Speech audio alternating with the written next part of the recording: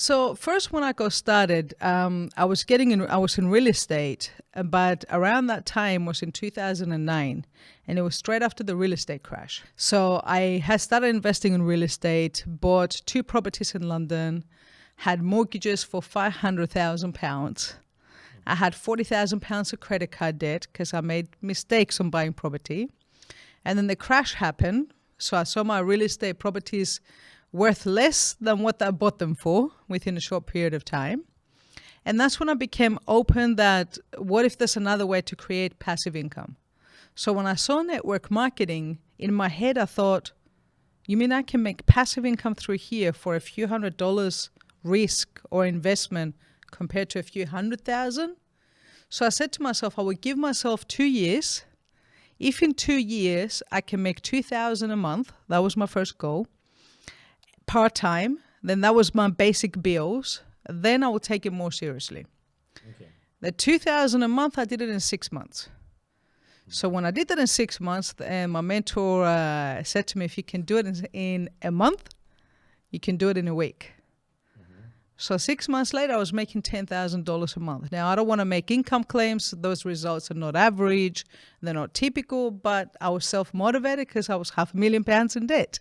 I wanted to change that. So when I did that, that's when I left my job. I sold my marketing consulting agency later, kept my real estate business, and also did network marketing. Salutare, oameni buni, și bine ați venit din nou la un podcast eduKiwi, podcastul nostru educațional. De data asta va fi un podcast special, precum sunt toate de pe canalul nostru de YouTube, însă de data asta vom vorbi în engleză, dar nu-ți fă nicio grijă, dacă nu ești cunoscător de limba engleză, va exista și subtitrare. Hello, Efrosyni, and thank you for coming. Thank you for having me, Dora. It's actually really good to be here in Romania with you. When I'm hearing you, I will feel like, oh my God, my English is so bad and you are talking so good. Hey, it's better than my Romanian. Better than nothing, eh? Your English is so much better than the last time. Every time I speak to you, your English gets better. Because I think I'm not talking, so I think it's improving while I'm sleeping. Okay.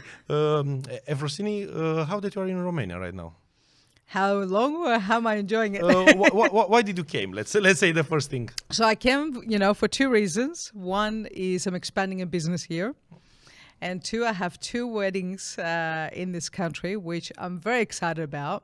I experienced my first Romanian wedding the other day, partially Moldovan wedding and Romanian. And then I have another wedding in a few days. Okay. And I thought, why not combine both? Enjoy the weddings, meet some amazing friends, and also expand the business. What do you think about Romanian weddings? Firstly, Romanians know how to party. Okay, they don't have a party? They know how to party. They know, okay. Yeah, because I left, I want to say I left close to 3 a.m. on Saturday night. And everybody was looking at me like, why are you leaving so early? Like, I couldn't keep up with the Romanians. And especially there was a grandma of the groom that was there. She looked like she was about 78. And she was still dancing at 3 o'clock in the morning. I'm like, I don't know how you guys do it. Wow, yeah. But it was amazing. So many beautiful traditions. I loved it. Yeah. Efrosyni, for a lot of people in my audience, they don't know you. If you can tell me some things about you, for the audience to know what is your main business, what are you doing, for them to know a little bit about your life. Of course. So my main business for the last 13 years is a network marketing professional. That's been my passion. I didn't start as a professional, obviously 13 years ago. 13 years ago, I started as an amateur. I was in real estate, I was in public relations, I was in lots of different areas. But like many people, felt like I was this hamster in the hamster wheel, running and not feeling like I was getting anywhere. So someone showed me network marketing, and within 13 months, I was able to achieve freedom.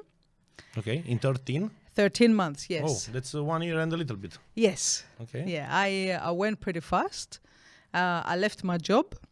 And because I tasted freedom, I said to myself, I will dedicate my life helping others to create freedom. And that's what I've been doing for the last few years. How old were you when you started doing network marketing? My daughter, you're trying to do the maths right now. Okay. I was 32. 32. Okay. And previously you were working on a normal job. What you were doing? So I was actually doing 3 different things when I joined network marketing. I was full-time an employee at a public relations office in London, specializing in radio, and had about 40 staff members. I also had a marketing consulting agency. I used to do the marketing for Warner Brothers, Village Films, for Greece and Cyprus, part-time. And on top of that, I was also launched a real estate business because I wanted to change from being an employee to becoming my own boss. So I thought that was the way. I wanted to get into real estate full-time, and then I see network marketing. So network marketing was my plan D. Okay. Yeah. Okay, but you did the change very fast. 1 year. How you changed everything, and why did you change everything? So first, when I got started, I was in real estate, but around that time was in 2009, and it was straight after the real estate crash.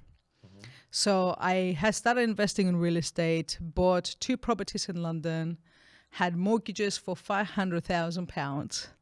I had £40,000 of credit card debt because I made mistakes on buying property. And then the crash happened. So I saw my real estate properties worth less than what I bought them for within a short period of time. And that's when I became open that what if there's another way to create passive income? So when I saw network marketing, in my head I thought, you mean I can make passive income through here for a few $100s risk or investment compared to a few $100,000? So I said to myself, I will give myself 2 years. If in 2 years I can make $2,000 a month, that was my first goal, part-time, then that was my basic bills, then I will take it more seriously. Okay. The $2,000 a month, I did it in 6 months. So when I did that in 6 months, my mentor said to me, if you can do it in a month, you can do it in a week. So 6 months later, I was making $10,000 a month. Now, I don't want to make income claims. Those results are not average. They're not typical, but I was self-motivated because I was £500,000 in debt. I wanted to change that. So when I did that, that's when I left my job. I sold my marketing consulting agency later, kept my real estate business, and also did network marketing. Okay, that's very nice. But when did you start working? At what age? My first job, I was 13 and a half. Okay. We lived in Australia, so money was hard to come by. We moved to Australia when I was 10. My dad was a geologist, used to work in the desert a lot. My mum used to work 3 different jobs to make ends meet. So 13 and a half, they said, I could deliver newspapers before school and make a bit of pocket money. So I started with that, and then I started teaching at a Greek school, kindergarten on Saturdays. I was an assistant to a teacher. Once I started getting my own money, then I kept on having jobs all through high school, university, and so on. So nice. I was always a hard worker. Yeah. And when did you start studying personal development and, let's say, reading books? So reading books, I've always read books, but not personal development. Even though I remember a friend of mine in 2002 gave me a book. Didn't realize it was personal development at the time. It was called See You at the Top. And I remember reading that book and I got inspired. It was about a lady that became an entrepreneur and built a big business. So I had big goals, but I wasn't personally developed. I thought I knew it all. I had a very big ego. 2008, I did a network marketing company for a very short window. That was a personal development network marketing company. Okay. The first 6 months, I did nothing. I was too busy. I didn't think I could make a lot of money. The second 6 months, I started to do something because my boss and I had a fight one day. So I went home and I was living with my brother, who was my sponsor. And I said, show me how this thing works, because my boss upset me and I want to fire him. Your brother is your sponsor? Yes. And, that's nice. Yeah. Also, we have something more in common. I started my growth also with a network marketing company that was based on personal development. Really? Yeah, exactly. Which company, if I may? Yeah, it's not a big one. It was just in Romania, something very small that disappeared after 6 months. And what year was that? right now I have to do the maths. So right now I'm 31 and I was having 16. So it's like 15 years ago. Wow. Yeah, something like that. Yeah. What was the first book that you read? The personal development book. It was from a Romania guy, I guess. It was something about NLP, I guess. That NLP? Was the real. Yeah. Yeah. The problem is that I was not understanding nothing at all, and I thought, what a mistake to start reading this shit. I was thinking that all of them are like this, and after that, I think my first book, the real one that I read, was Rich Dad Poor Dad, the basic one, and it was very funny. I came home with the book and told to my mother, "Oh my God, what I read!" And you know what my mother told me? You crazy? No, he told me, look at the shelter. I told you about this book 4 years ago, but you didn't. No way. You didn't listen to me. Your mom is a very smart woman. Yeah, she read a lot, and she told me in that moment I realized that my mother is having a lot of books like this kind of books. Yeah, and from here I had like a switch in the mindset that I can learn things. Wow. Yeah. Well, you're what was lucky your to first have. book? So look, I mean, that Meet Me at the Top or Meet You at the Top was but it wasn't a well-known book, and I didn't realize what personal development was. But one of the first books was Rich Dad Poor Dad, because I read that, and that's what made me get into real estate. Oh, that's nice. You know, then my brother, I remember one day my brother would come home with books and go read, The 7 Habits of Highly Effective People, Stephen R. Covey. I know, yeah. I read it. And I said to my brother, leave me alone. I'm more effective than this guy. I should be writing the book. Like a big ego. But the thing that changed for me was the first time I went to a personal development event, which was February 2008, Tony Robbins in London. I didn't know who Tony Robbins was. They Unleash the Power. Unleash the Power, yes. And I didn't know who he was. But my brother came home again because my brother was very big in personal development. And he said, there's this, Tony Robbins is coming to London. We have to go. I'm like, who the hell is Tony Robbins? I don't know if I can say that, but, I'm like, and he goes, oh, it's this amazing motivational guru. And I'm like, I don't need motivation. I'm motivated. Yeah. And he goes, but you get to walk on fire because my brother knows I love adventure. Okay. So I'm like, okay, count me in. How much is it? He goes, 600 pounds. I'm like, I'm not paying 600 pounds to go, to an event. But I wanted to walk on fire. So the boss that I had at the time used to believe a lot in incentives. So we were doing the goals for the month. And he said, look, if you achieve your goal this month, there's 600 pounds for you to spend on whatever you would like. Like 600 pounds, that's not a coincidence. So he's like, what do you want to spend it on if you achieve your goal? And I said, I heard there's this Tony Robbins in London. And my boss got excited. He was like, Tony Robbins, you're going to Tony Robbins? I'm like, you heard of the guy? He goes, yes, he's the best. So I hit my goal that month within 2 weeks. Wow. So I got a ticket. And then I said to my boss, if I double my target, will you give me 2? Oh. And he said yes. So I took my brother with me. Wow. And you paid for both. Yes. And very nice. I sat next to my boss as well. And that was the first time I wrote down my goals. And that was when things started to change in my life. Wow, that's nice. It's very nice. We are talking right now on things that are like so old, are things like I can't believe right now we can do a podcast with somebody that went to Tony Robbins at the show, and from that moment the things were starting to change. It's unbelievable. I'm thinking my children at what they will look, Okay.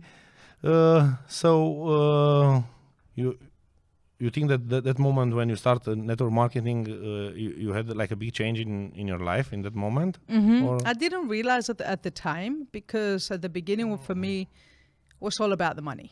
Okay. But I remember my mentor say it to me. He goes, when you help somebody else change their life, you realize the true power of network marketing. I didn't get it. I was just focused on me because all I could think, I have this money that I owe to the banks and I'm, overworked. And it was February 2010. It was the first time that I actually helped someone in my team make more money part-time than their full-time job, and they fired their boss. And I remember this guy was on stage and he said, I didn't believe in myself, but Efrosyni pushed me.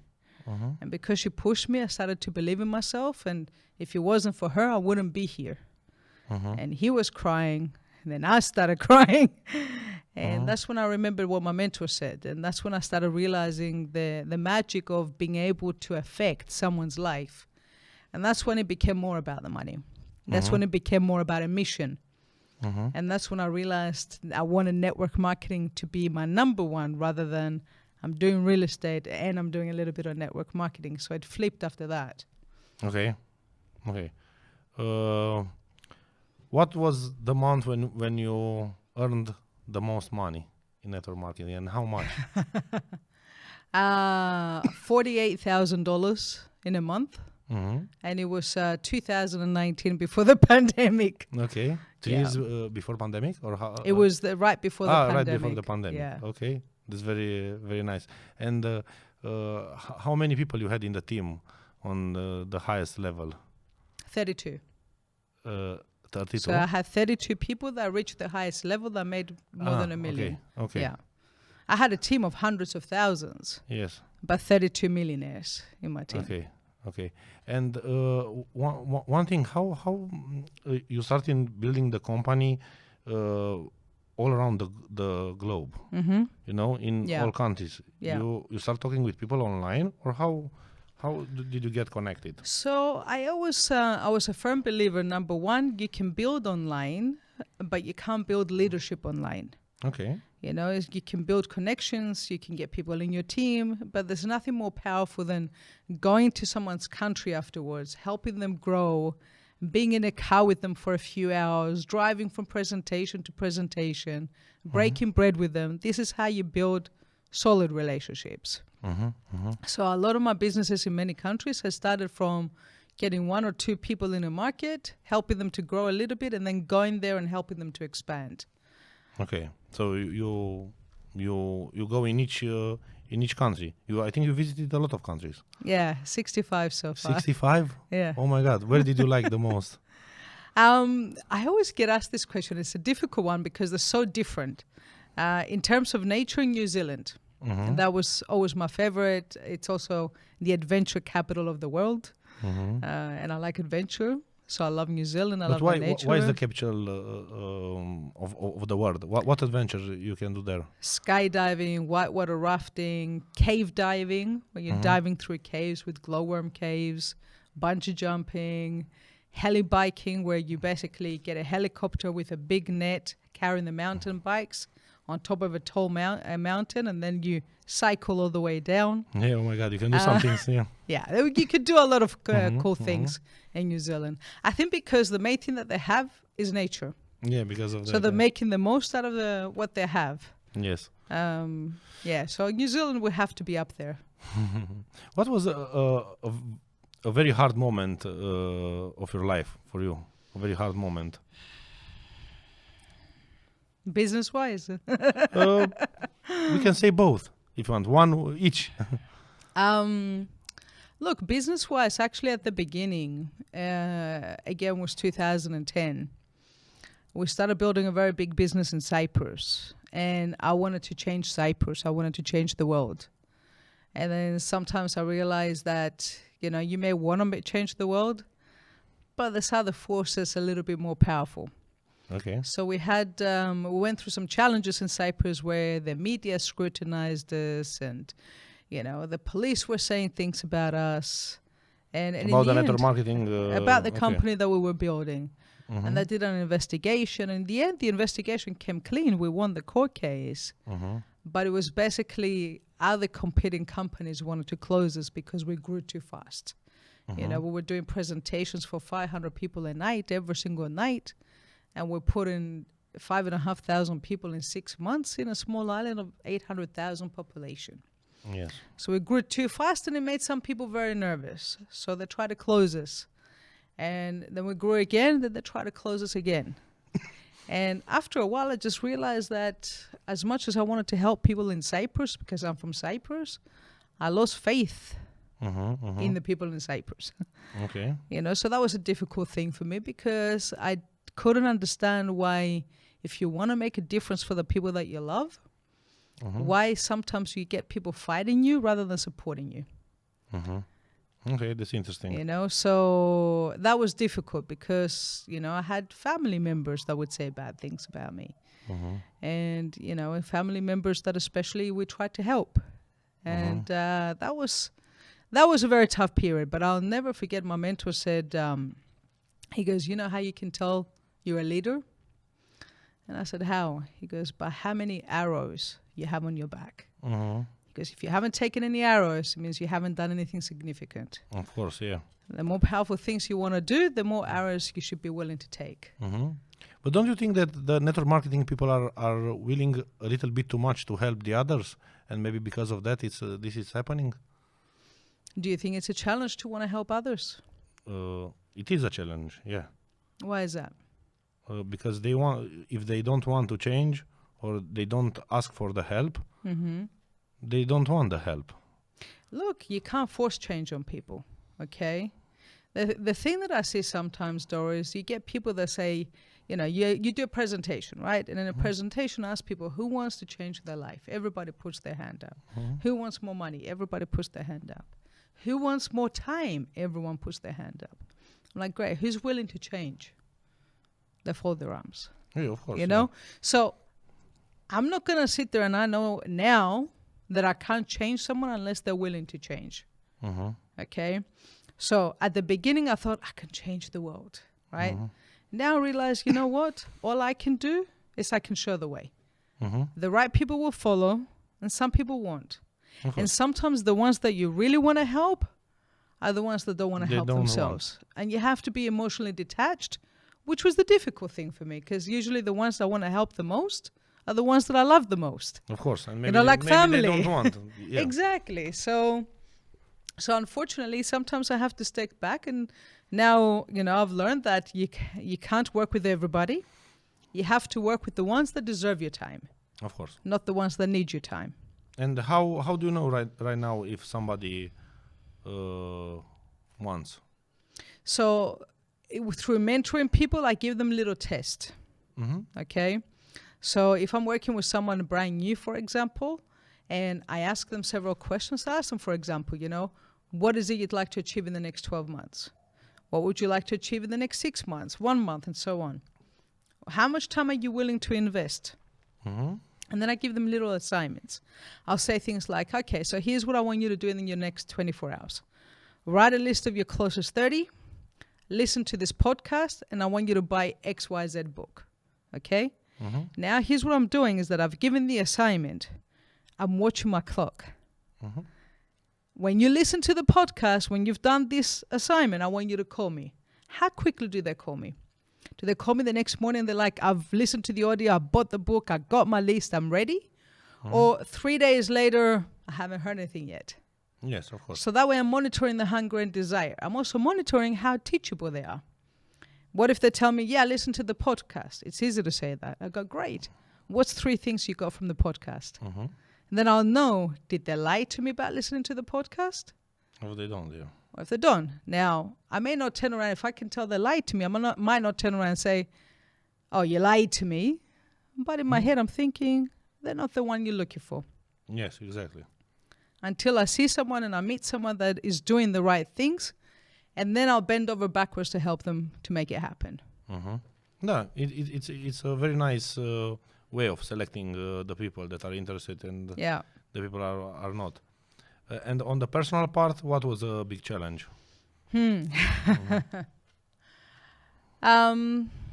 Look, personal part is probably more recently. I lost my grandma a few weeks ago. That's probably one of the most difficult times because my grandma was one of my heroes. She's 95 years old, but she had more energy than most people. Always laughed about everything, always living in the moment. And she was the one person I learned a lot of lessons from. And even though she was 95, she could have been 150, I still would have found it difficult. Yeah. That was the difficult part, you lived together when you were a child? I spent a lot of time together because we moved to Australia when I was 10.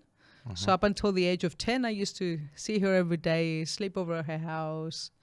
You know, one thing that I'm very grateful for during the pandemic, the biggest gift for me in 2020, as difficult as it was, I flew to Cyprus because my mum was unwell. And then we had 7 weeks lockdown in Cyprus. And I was with my grandma every day for 3, 4, 5 hours. And it was the most quality time that I got to spend with her since I was a little kid. Yeah. And I'm like, if there was one thing I'm grateful for during the pandemic was be able to spend that time with her. Was With felt the like, family. you know, getting to know her all over again and getting to hear her stories of when she was a kid. And she had this amazing way of rhyming everything. Like I'd walk into the house and she would rhyme a song for me to celebrate my arrival. She was a very unique person. Always found a way to make people feel special. Yeah, this is a very good quality to Yeah. make other feel special. Why do you think you achieved this performance in network marketing and the others are not achieving? I think 2 things. One, too stubborn to quit. Even when things were difficult, I didn't want to give people the opportunity to say, look, I told you so. And I was too stubborn for that. And the second thing is that ever since I was a little kid, I always wanted freedom.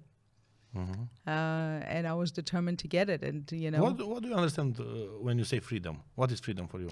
So freedom is being able to be in the position where you can make choices on what you want to do with your life without having to, A, ask your boss, B, have a look at your bank account to see if you can afford it.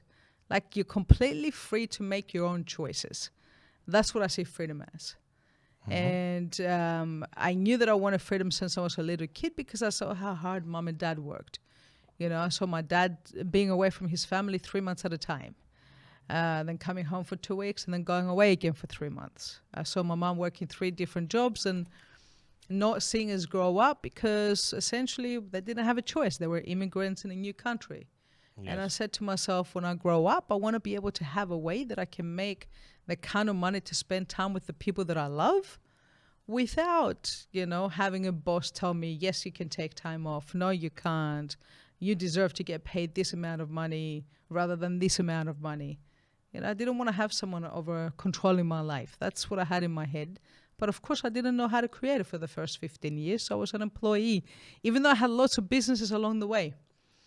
We started a little business, but still have a job because I was scared to like make the leap of faith and leave the golden handcuffs until 2010. Yeah, it's very, very nice the fact that you had like 2 jobs, one by your own and one. Yeah. This was a thing that I never had. I never had a job. Ah, there you go. Yeah, never, because I don't know to do 2 things in the same time, you know. It's really? Yeah, it's very hard for me to do 2 things in the same time. Okay, and right now it's like you achieved freedom right now, and right now how do you like to spend, let's say, a week from Monday to Sunday? What are your usual habits, and how they are different beside the moment when you were working at a normal job? So obviously working in a normal job, you know, was very much because I never worked just one normal job. I always had like Monday to Friday one job, but I would end up working on the weekend on my side businesses. So I always worked 7 days a week. Now, when I achieved freedom through network marketing, I did go through a period where I'm like, oh, wow, I'm free. I will go to sleep at 3 o'clock in the morning and I'll wake up at lunchtime and, you know, I'll go for a holiday for like a month and, you know, not think about coming back. And I went through that period where I did all that. Then at some point I realized, you know what, like at some point you can get a little bit bored. So then I said, okay, I need to make sure that I find something that I'm so passionate about. And that's why realizing that helping people and mentoring people and empowering people was my passion. So I kind of went back to that and I started making it, instead of making it about me, I started making it about the people that I was mentoring. And that is something that I'm so passionate about that I don't need to take days off. And sometimes that's my challenge. Now, obviously it's different now. Doric, as we were saying earlier, I was part of a great company for about 11 years, built a crazy lifestyle. Then the pandemic happened and took everything away. So as of December 2020, I started a new project. So now I'm at the place that even though the money touched good, you know, considering it's only been a year and a half, it's pretty good. It's not what I was used to, and it's not what my legacy is. So I know that if I want to build a very successful company and build something big, it takes me 3 years. You know, so right now I'm in the middle of those 3 years. So right now I'm working 7 days a week. Okay. You know, I'm taking not days off, I'm taking half a day off here and half a day off over there. And instead of sitting there and kind of saying, hey, what am I doing Monday to Friday or something like that, I look at what are my rituals that I'm doing every day, no matter what. Okay. You know, so... And which are these rituals that you are doing? Yeah. It's, so my morning is the most important time. Okay. So every single morning when I wake up, number one, I start my day with reading 15 pages of a different book. I also do 10,000 steps every single day because I'm taking my health to a different level. Because too much traveling, too much good food for a while takes its toll. I also work out. I can understand. I can relate. And then I've also got like, you know, my focus is because I've got several different businesses and different investments as well. You know, I have some minimum things that I know that I have to do each day. For example, in my network marketing business, minimum 3 presentations a day. You know, in my freedom creators, in my training company, essentially, that I'm either working on a podcast, working on the newsletters, working on a course that we're doing. And I have different things where basically I chunk out my top income producing hours in terms of what I'm actually doing. And I'm very focused in terms of that as well. And everything else falls around it. You talked about investments. In what do you like to invest and in what are you having trust? So my main types of investment is real estate because of my background. Where, in London? I have real estate in London as well, and in Cyprus, and I have a little beach in Estonia. That's a different story. But those are the main areas, you know, London and Cyprus. Yeah. Okay. And besides real estate, are you investing in something else or no? Yes, I have some crypto that I bought a few years ago. I invested in that. A little bit on the stock market, a few different things like that. Yeah, that's good to be diverse. I don't know if it's correct. Yeah, it's true. It's true. Diversification is everything. And this is why even with my real estate, you know, building a house, but also have some holiday apartments. It's different types of investments because I saw that, you know, my holiday apartments during COVID, you know, they suffered. But if you have homes catering for families, then that's something that you can never go wrong. So in everything that I do, I look at diversification because we see that we live in a very uncertain world. And sometimes can happen, I think after 2020, I think everybody realized that from 1 minute to the next, the world can change as we know it. So it's nice to have a few different things going on. Yes, the world can change very fast. And you were saying that some people, they want change, but when they have to change, they don't want anymore. Why do you think it's like that? Why? Because of the comfort zone. Okay. You know, it's almost like if you try to get out of, you know, let's say, for example, you're having a nice bath, right? If you want to have a nice bath, it has to be a certain temperature. Usually lukewarm. Not too hot, not too cold. If someone all of a sudden starts putting cold water into your bath, what happens? You get uncomfortable, right? So when you get uncomfortable, when you get too uncomfortable, what do? One or two things. Either you change the temperature of the bath or you get out, right? It's the same thing as people getting into network marketing. At the beginning, you go, okay, like riding a bike. It looks easy. Look at that. All I need to do is I need to sit on it and move my legs. Then you sit on it, you realize, oh my God, I got to balance. It feels like wonky. What if I fall off? What if I scratch myself? Same in network marketing. It looks easy. If that person can make so much money, maybe me too. You buy into the dream. And they tell you, let's show you how to invite. Then you realize when you're inviting, you're nervous. So maybe you say the wrong things. Maybe you get your first rejection. Some people don't like rejection. For some people, one rejection is all it takes to take them out of the game. So the thing is that you become unconsciously incompetent at the beginning. All of a sudden, you become conscious that you're incompetent and you need to learn. Now, learning pushes you out of your comfort zone. Being uncomfortable feels uncomfortable. So unless you're in extreme pain, because they say more people do more to avoid pain rather than gain pleasure. So let's say you have someone that goes, okay, after the pandemic, I was making $2,000 a month. Now, because of the pandemic, I make $1,200 a month, making $800 a month less. I'm in so much pain, I need to fill in the gap. That pain creates motivation. So even though they're uncomfortable, because the pain of being in that situation is more than being uncomfortable, then they do something about it. Okay. And right now, what do you think are your motivation beside pain, let's say? I don't think it's so much it's pain for me at the moment. For me, it's kind of,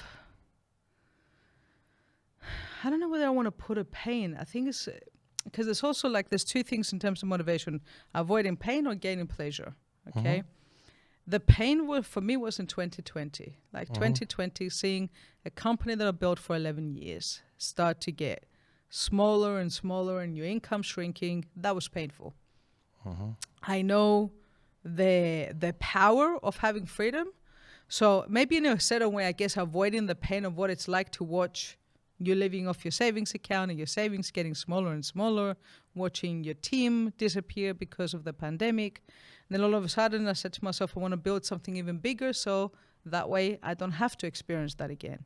So that's one thing, but then it's also, there's the pleasure of, I want to create a legacy. My mission, Doro, has always been, I want to create 1,000 first-time millionaires in my lifetime. 1,000? 1,000 first-time millionaires.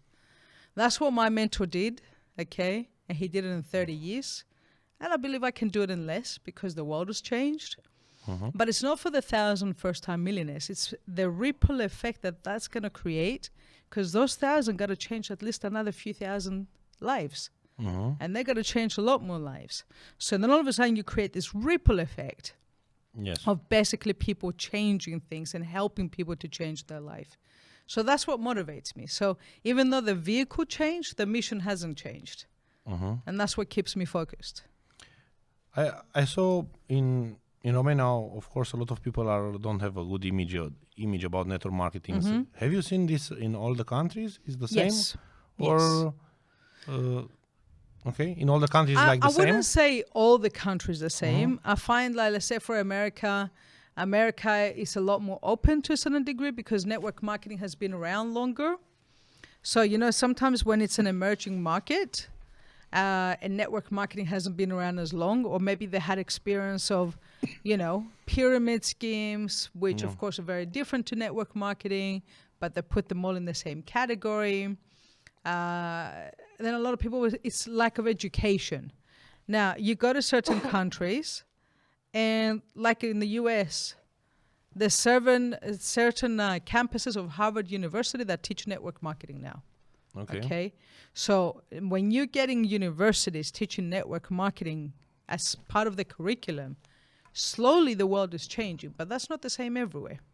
Okay, some countries are a little bit more ignorant than others. Cyprus, we had a very big challenge with network marketing. But now Cyprus, network marketing is becoming a lot more acceptable. The other thing that we see is also between different generations. So the generations between like 50 to 65, when pyramid schemes were very big in the 80s, because pyramid schemes were very big in the 80s, but then all of a sudden they had no legislation on network marketing. When they introduced legislation on network marketing, then there was a clear division between network marketing, which is taking a product or a service from essentially the manufacturer straight to the consumer's hands. And because you're bypassing all the channels, that's why you're able to get a price straight away and that is more competitive and also have a compensation plan. The pyramid schemes is not the right value of the product or the service, and that's why they were closed down. Now, when you get the distinction between the two and you start realizing and you're educating people, then people are becoming a lot more open to network marketing.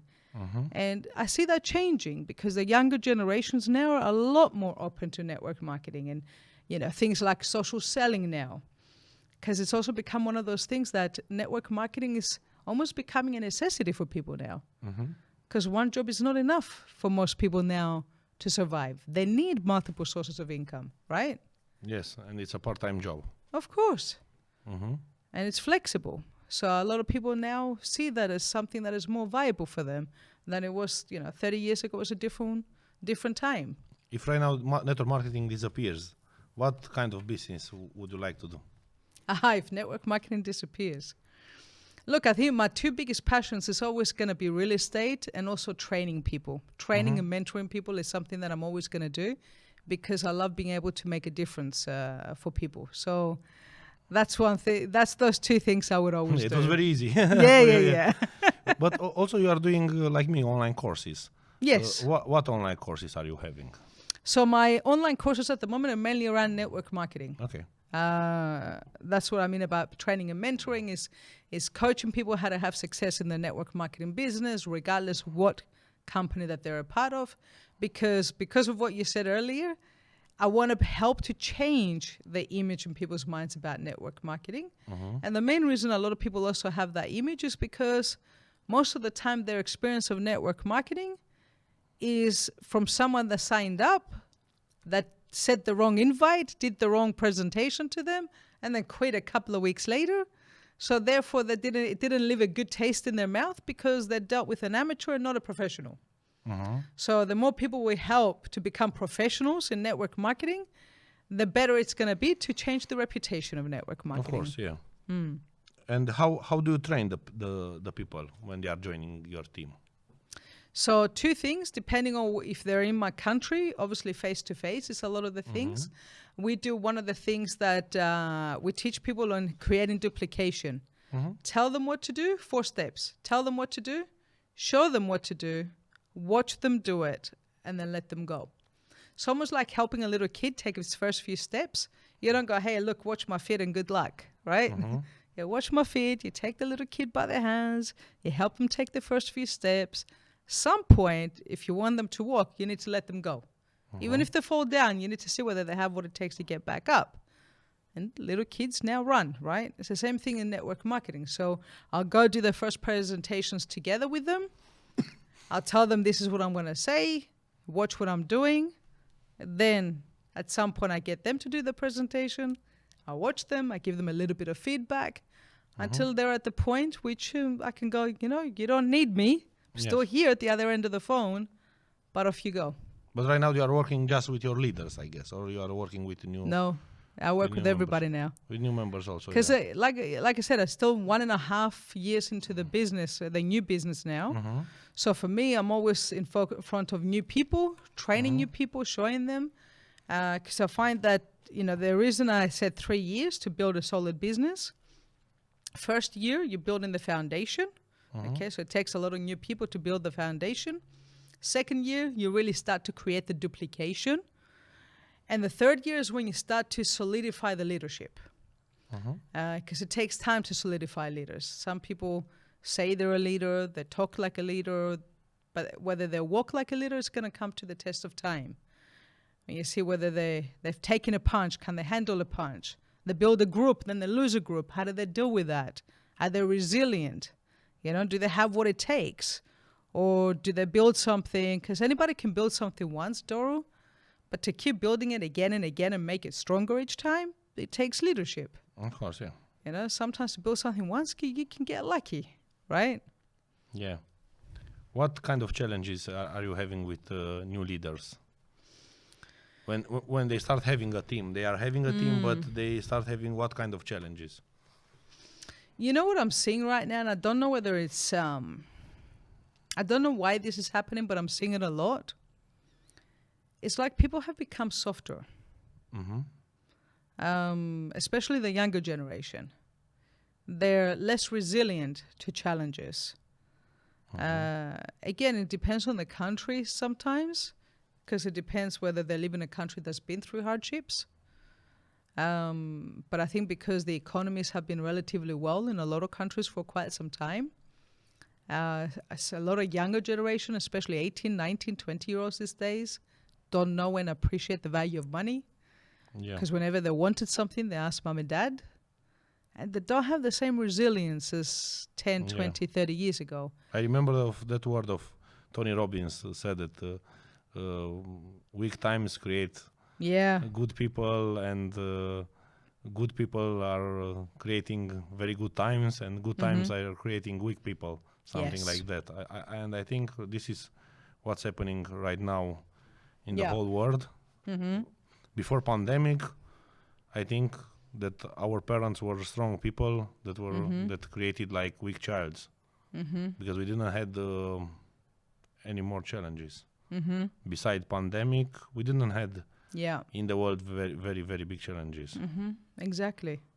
And it's actually this one of the main leader, one of the main sheikhs in Dubai. I read one of his books, and I found it very inspiring when I went to Dubai last year.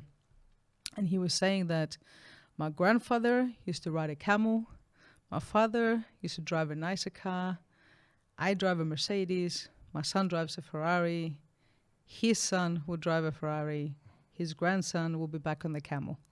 You know, because it's almost like unless you've been through the hard times, you don't develop the character you need to build something of significance. And I think that's the thing that I'm seeing. So it does actually scare me a little bit to see what the world may be in 10 years, 20 years, because kids these days are going to be the adults in 10, 20, 30 years. What kind of leaders will they be? And I think this is why it's so important to get personal development education, especially in the hands of kids. Teach them at a very young age how to appreciate the value of money. Like my nephews are 13 and 14. When they first started getting pocket money, we created like a little chore list. If you do this, you'll get this. If you do this, you'll get this. Then I started teaching them about compound interest. I said, if you save your pocket money, whatever you save, in December, we'll look at your piggy bank and I'll double it. Okay. So then they started saving, you know. I'm like, get used to spend half, save half. You know, at some point, though, it started getting very expensive, so I had to change. This is the moment when they realize that the compound effect. Yes. They start saving all their pocket money. Right now, you can tell them to go on stock market to see that the compound effect is not so big as you were giving to them. Exactly. You told me about crypto, that you invested something in crypto. Do you believe in the technology? What do you think? So I was one of the skeptics quite some time ago. I'll never forget it. So I had a friend of mine that was very successful. And, you know, they started talking about Bitcoin quite a few years ago. And it was back when there was a lot of scams and things like that. And I was like, no, this is never going to work. You don't know who's behind it. Anyway, when this very successful friend of mine one day called me up and he said, look, we have an opportunity to start mining Bitcoin in Iceland. You need 15K, you know, to be one of my partners. And at the time, I didn't have 15K. I had 15K, but not to the point where if this doesn't work out, it's okay to lose 15K, right? And I didn't invest. And I think a few years later, that 15K would have turned into a couple of 100,000 or something like that. And at some point, like, because he had told me about this, then I said, let me at least start learning about it. But I learned about it before I invested in it.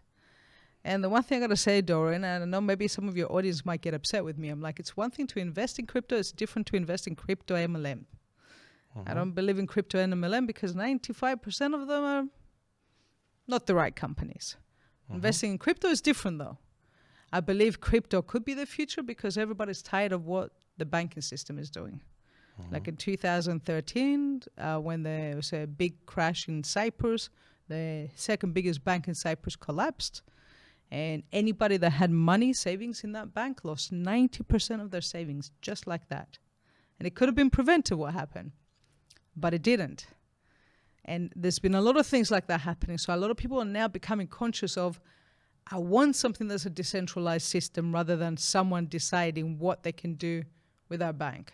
I went to a bank to take out $15,000 a few months ago for another investment. I got scrutinized, like, what do you need it for? I'm like, what do you mean what I need it for? If I want to go shopping, it's my money. I have cash in the bank. Had to go to 3 different managers to get my money out of the bank. And then when I started realizing, hang on a minute, what's going on over here? Traditional banks are over leveraging our money. So the people are now beginning to look at things like that. Now, I think like in anything, if you're going to invest in anything, whether it's real estate, whether it's crypto, whether it's shares, make sure you get educated first. Okay. A lot of people sometimes invest the same way they get on the stock market, where they go, I heard something is good, somebody told me, and they treat it like gambling and hope to get lucky. And it's never going to work like that. I think, They are applying the hope method. Of course. But I see this in network marketing as well. They come in with the hope, I got 2 friends, and if they say yes, I'm going to get lucky, become a millionaire. I think in anything you're going to do in life, you need to take the time in order to learn, understand, practice, be willing to make some mistakes, before you can expect to do something that's significant. Yes. What do you think are some good advices for sell? For selling? Yeah, for selling, yeah. Because Number you are one, doing a lot of presentation, you are doing a lot of one-on-one. So the first thing that I always say to people, the first thing that people are going to buy is you. Mm-hmm. Not your products, not your company, not your compensation plan. So first, be a likable person. Connect with the person that you're speaking to. Be a good listener. That's very, very important, because everybody wants to be listened to rather than just to be talked at. So that's number one. So build some rapport with your audience first. Before you go into the presentation, find out what hurts them. What's their pain point right now?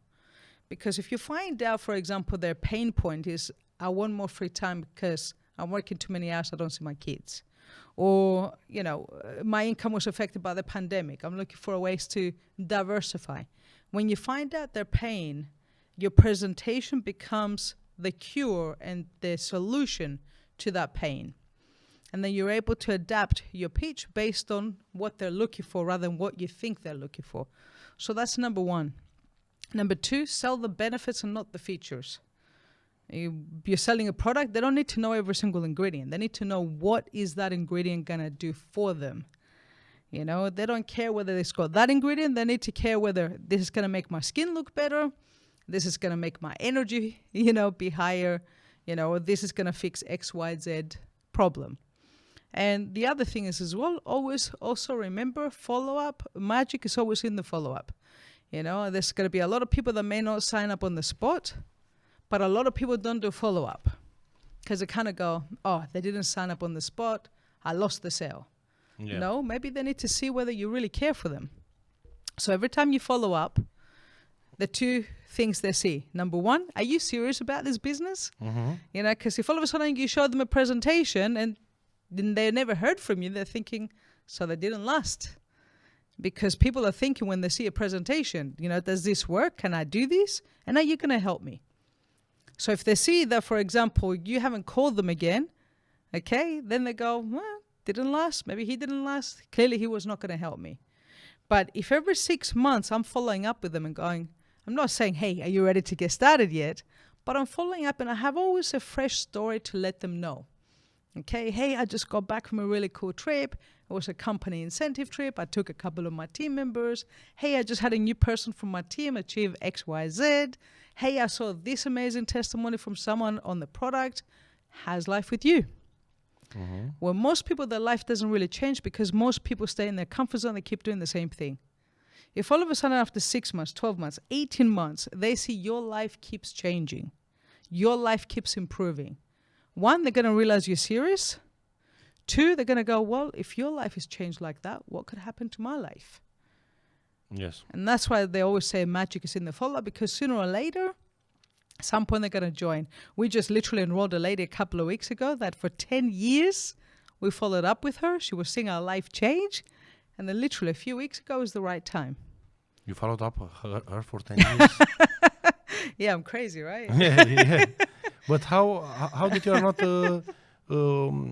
the perception about you is not that you are not aggressive. It's how you follow up. Mm-hmm. Every time I'd give her a call, I'd be like telling her something really cool that's happening. And then I'd be asking her about her. Yes. And so many things happened. She went through a divorce that time. She had a baby through that time. At some point, she just, there was lots of things that were holding her back. But a couple of months ago, I invited her to an event. Mm-hmm. when she came to an event, that's when she started realizing this is big. So it's like she saw her life change, but there was something that was holding her back from believing that she could do it. I didn't realize that because she's a very successful businesswoman. So I didn't realize she had these limiting beliefs. But because I took her to an event and she saw the big picture, and I didn't even ask her to join. She literally just said to her, come for the personal development. And then when the event finished, she said, when are you coming back to Cyprus so we can talk business? I was like, you ready now? She goes, yeah, I think I'm ready. So again, you don't know when someone has their time. It's sometimes people are afraid to follow up because they're scared of rejection, right? So they make it about them. But it's not about you. It's about their timing. It just might not be the right time for them, but at some point their right time is going to happen. Yes. Right? Also, I realized in my domain it's like that. A lot of people, they are not joining a course, not because they don't want the course or they don't need. It's maybe because of the timing. Yeah, exactly. The cat died. I don't know what happened. And yeah. Yeah. Okay. I asked you a lot of questions. Can you make for my audience some advices for people that maybe they want a change in their life, maybe they want to quit the job, they don't know what to do, they are like feeling a little bit maybe lost, maybe they read a lot of books, we have pretty a smart audience that it's reading, watching courses, but maybe some of them are not applying. What do you think of this kind of people that are reading a little bit but they don't see results in their life? What they should do? I think it's very simple. Like if they're reading but their life is not changing, it's because they're not applying what they're reading. And we meet so many smart people that know what to do, but they're not doing what they know they need to do. I know I need to change my life. I know if I read and if I do this, I'm going to change my life, but I'm not doing it. So I find that the environment that you have is very, very important. Make sure you're surrounding yourself with people that are doers. Okay. Too many people surround themselves with people that are like them. And if their circle is not empowering them, then it keeps them in the same place. Yeah. And one thing that my mentor told me, he goes, change your friends or change your friends. I didn't get it at the time. If you have a look around, Tony Robbins actually says it as well. He goes, show me your 5 closest friends and I'll guess your bank account to the nearest dollar, pretty much. If you're hanging around 5 broke friends, chances are you're number 6. If you're hanging around 5 wealthy friends, chances you are around number 6.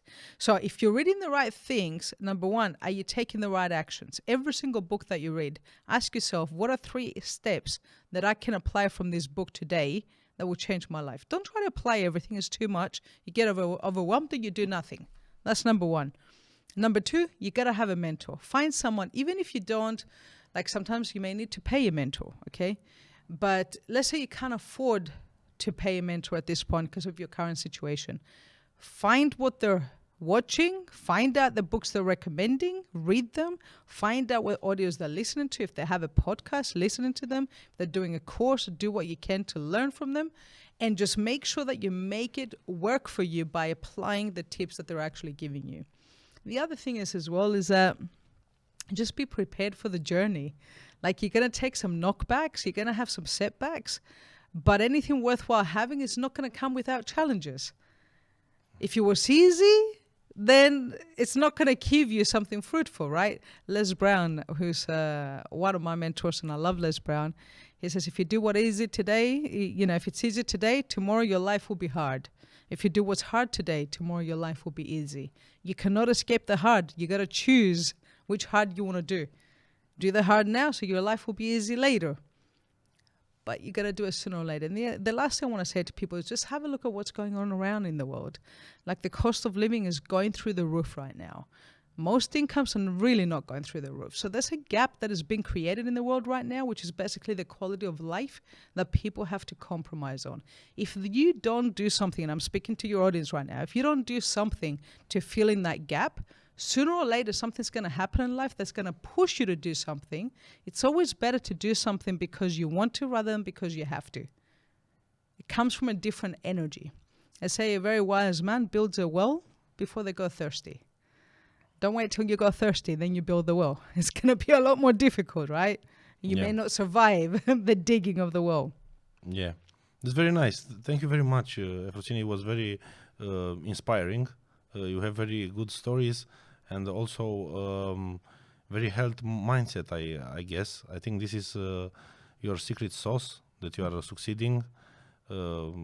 Besides the kind of business that you are doing, I think you can do a lot of businesses because of the mindset, and I'm feeling the mindset that you are not giving up in each moment. You can start again and again. Yeah. Also, one of my friends is saying that he thinks because I was not stopping when I was failing is the reason I succeed. And he's always asking me one question: how can you go from each failure to each failure without stopping? And also, I want to ask you this to be my final question. When something is failing, why you don't stop in that moment? And how can you go from, let's say, each rejection? You are talking about rejection a lot of times, and how you are going without losing motivation, let's say. Look, I try not to take it personal. You know, sometimes when people reject me, they're not rejecting me, they're rejecting their future. So when I stop making it about me, it hurts less, right? The second thing is I'm not going to sit here and tell you I'm perfect and then I never lose motivation. You know, there are times, of course, like anybody else, especially after the pandemic, that I did ask the question a couple of times going, hang on a minute, why me? Like, build a real estate company, then lost it, lost a bunch of money, then build this again, then the pandemic happens. And then I realized, well, you know what? Every single successful person in the world, if you sit there and study them, they say every single millionaire has gone bankrupt at least 7 times. That's what they say. So why do you say you want to be in the smallest percentage of the people in terms of success, yet you're not willing to do what the smallest percentage of people is willing to do? Okay, so even though sometimes I lose my motivation and things like that, the one thing that I know how to do is what I need to do to change it. So I will listen to a podcast, I will read a book, I might watch an inspiring movie or something like that, so I can change my mindset. Even when our business kind of fell apart with the pandemic, I took one day out to grieve. I said, I can't afford to take more time out, because the thing is now I have a team and a family that looks up to me, that is looking to me for guidance. So I have to stop making it about me, and I have to make it about others. And when you stop making it about you and you make it about others, it's easy not to lose motivation. Yes. If you make it about you, you'll always lose motivation. And I never see failures as failures, Doru. I see it as learning experience. If it's only failure if you keep making the same mistake over and over again. Make fresh mistakes, because that's how you learn. But firstly, I also got to say as well, with you, you're 31 years old, which firstly makes me feel like I've achieved nothing, seeing what you have achieved at the age of 31, and I'm older than you, right? Okay, so that's amazing, because that's an amazing story for you to be able to share, because most people at your age definitely haven't achieved anywhere near half of what you've been able to achieve. So that says a lot about your character as well. Yeah. Thank you very much. Thank you, Efrosyni. Thank you for having me. Appreciate. And it's very nice that right now in this moment we have a recorded podcast, because previously I seen you just at a live event, and I was regretting that we don't have we have the recordings, but are on a paid section. Right now this is a public material that can remain on a simple search on YouTube. This is a good thing. Thank you very much for coming. And I'm glad to be doing it here with you in Romania. I think next time you need to come to Cyprus as well, so we can record one over there. Yes, we should do that. Thank you. Dragilor, sper că engleza mea nu a fost atât de rea precum am crezut la început. Dacă v-a plăcut acest podcast, vă invit să-l comentați, să spuneți cum vi s-a părut. Desigur, dați acolo un like pe canalul de YouTube și evident dați un subscribe la acest canal dacă vă doriți să vedeți și următoarele podcasturi educaționale de la eduKiwi. Vă mulțumesc frumos că l-ați urmărit. O zi frumoasă. Ceau!